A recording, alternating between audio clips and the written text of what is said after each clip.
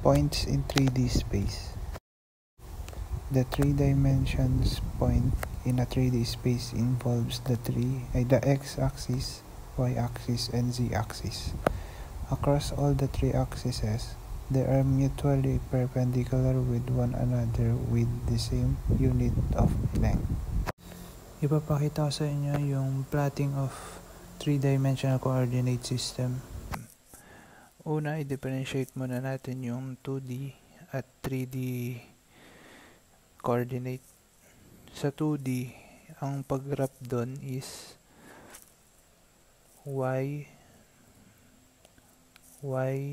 x-axis yung pahiga, tas pa-arrow up naman yung y-axis.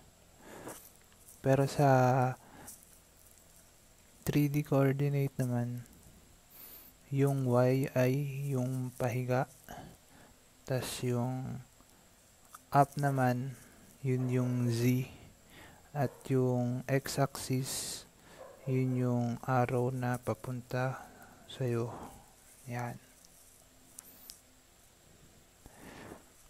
Ganyan.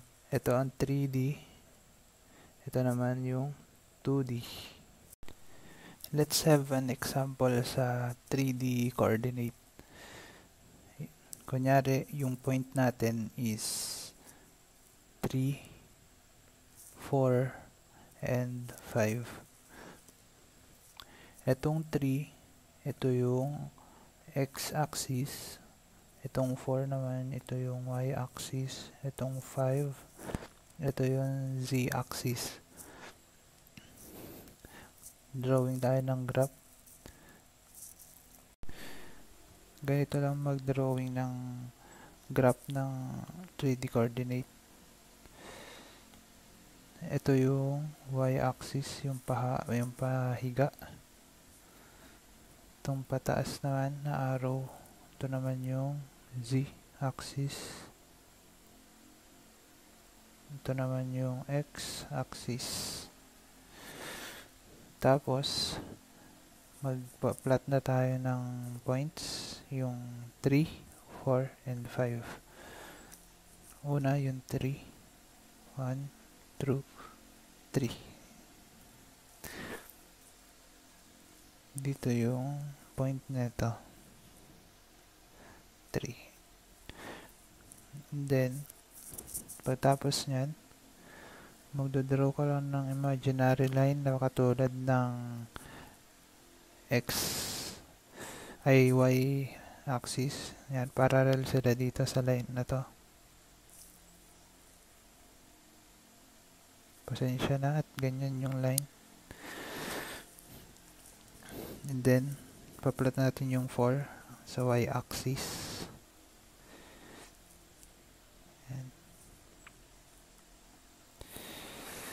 Ang imaginary line naman yan is parallel sa x. Tulad na ito. Yan. Then, yung 5. 2, 3, 4, 5. Dito yung point niya. Ito pala yung point ng x and y axis yung pinag-meet natin. Yan. And then, itong point na to is pa-up yung imaginary line niya.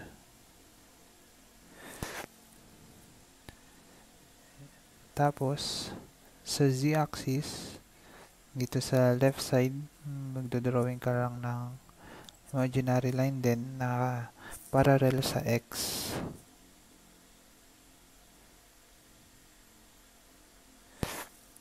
Ganyan. Then, tong x naman, pataas. Then,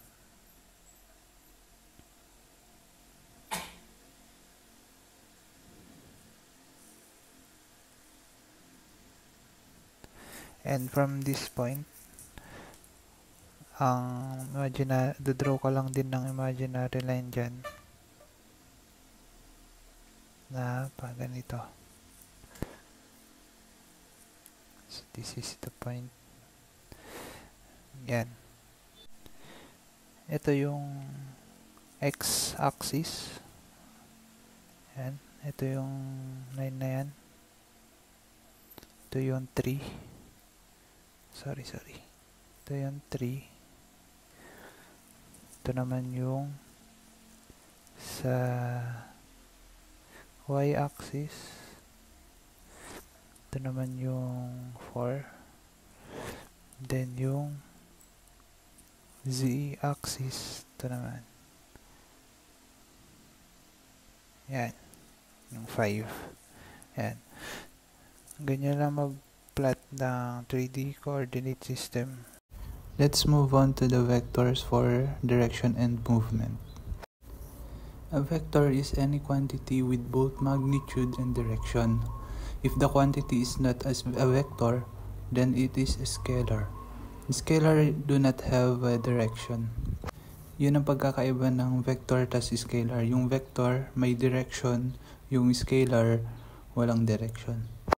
Examples of vectors are displacement, velocity, acceleration, and force, and momentum.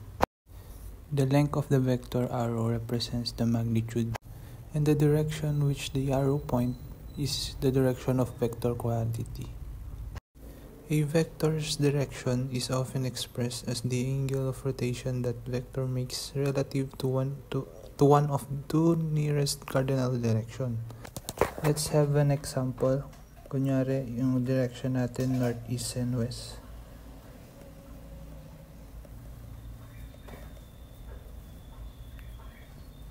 Kunyari dito yung vector natin na may 30 degrees west of north, meaning to say ito yung rotation neto is pan west to north, papunta dito sa north. Ito. Let's have another example sa south and east. Kunyari dito naman yung angle natin na 30 degrees east of south. Yung direction niyan is po to east, south to east. Paganyan ang direction niyan. And that's how you determine the vector's direction or movement. You can determine the initial direction of the subsequent movement of a vector relative to the cardinal direction.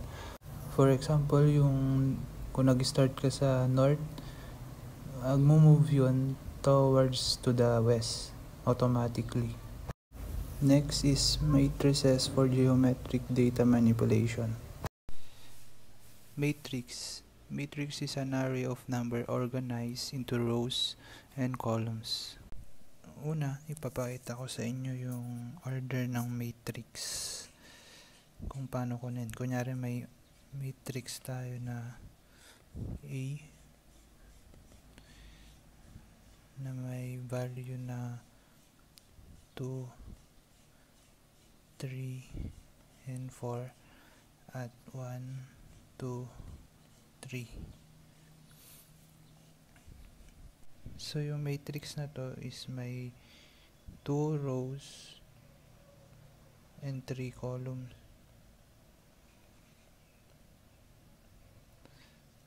Ito yung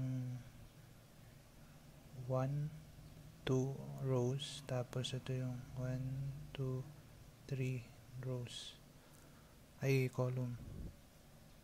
So yung matrix na to is 2 by 3 matrix. So sa order ng matrix, ililist mo muna yung row tapos column. Pagtapos nyan, i-specify na natin yung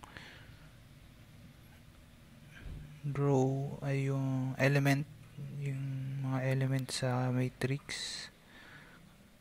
Kunyari A1 and 3. So Para makuha yung element na to, titingnan mo lang yung row at column. Ito yung row, ito yung column. So, kung saan sila nag-meet, yun yung value niya. Kunyari itong 1 and 3, ito yung 1, ito yung 3. So, yung 4 yung value nung matrix. Yan. Let's have another example. Kunyari matrix 2 and 2. So, ito yung row. Ito naman yung column. Sa paggawa niyan, titingnan mo lang kung saan sila nag-meet. So, this is the value of matrix A2 and 2 is 2. Yan. Dito naman, mag-add tayo ng matrix. Kunyari may matrix A tayo at matrix B. Kunyari yung nasa matrix A is negative 2 and 4. Tapos 3 and 1. Sa matrix B naman is may 2 and 3, tapos 4 and 1.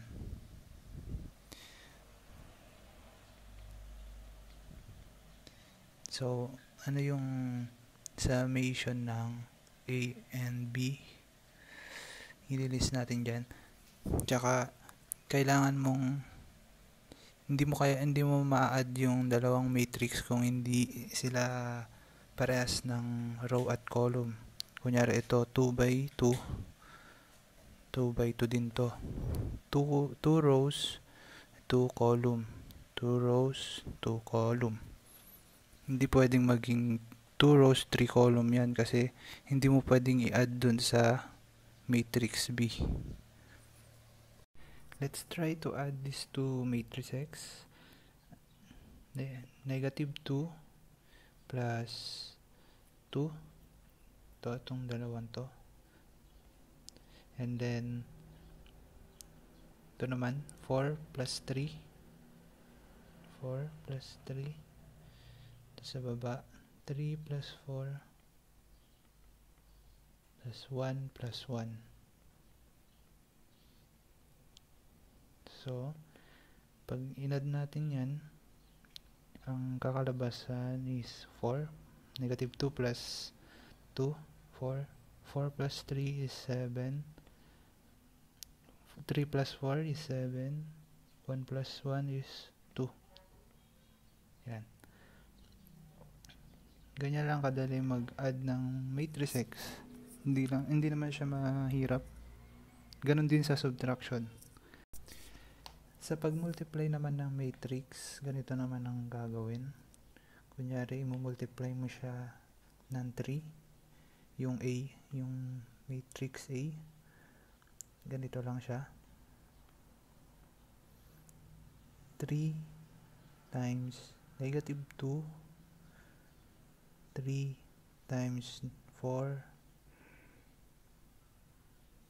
3 times 3. 3 times 1. Ibig sabihin, lahat ng element sa matrix A, i-multiply mo lang siya sa 3. So, ang kakalabasan niyan is yan ito. Pag multiply mo lang, sobrang dali lang. 3 times negative 2 is equal to negative 6. Plus 3 times 4, 12. 3 times 3, 9. 3 times 1, 3. Yan. Ganyan lang mag-multiply ng matrix. In multiplying matrix naman is ganito. A minus B matrix parang addition lang pero mag-minus ka lang dito. So, negative 2 minus 2. Tapos, 4 minus 3. 3 minus 4. And 1 minus 1. So, ang kakalabasan is negative 2 minus 2 is negative 4. 4 minus 3, 1. 3 minus 4 is equal to negative 1. 1 minus 1, 0. Ganyan lang kadali mag-subtract. Parang addition lang dun sa matrix X.